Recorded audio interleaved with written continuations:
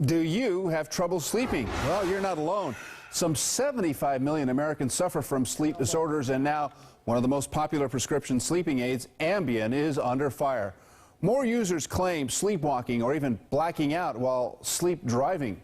Phil Schuman reports on Ambien zombies. For him, you know. Brian Petitprint celebrating a new life as he holds his godson for the very first time. He just smiled all the time, and he always had a positive attitude. But 1 month later, the successful young businessman was dead. And he walked up the inside staircase, and then he just walked off the end of the building. His father, John, says he'd been taking Ambien to help him sleep. This young man had so much life in him and so much life ahead of him. You know, it was just snuffed out. It ended up flat on the roof of a building. 3 nights after this mother of 6 started taking Ambien, she found herself in handcuffs, charged with a DUI and a hit and run for hitting this hydrant in a sleep-driving stupor. The next thing I remember, I'm coming home from the police station.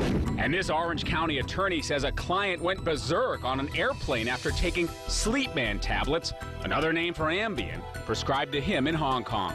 He started screaming for his wife, trying to kick out the airplane window, and they ended up handcuffing him and then duct taping him to hold him down. Although Brian Petitprint and James Crawford's client both had alcohol in their system, our woman in Orange County, Linda Fuller, says she was charged with DUI even though she doesn't drink at all.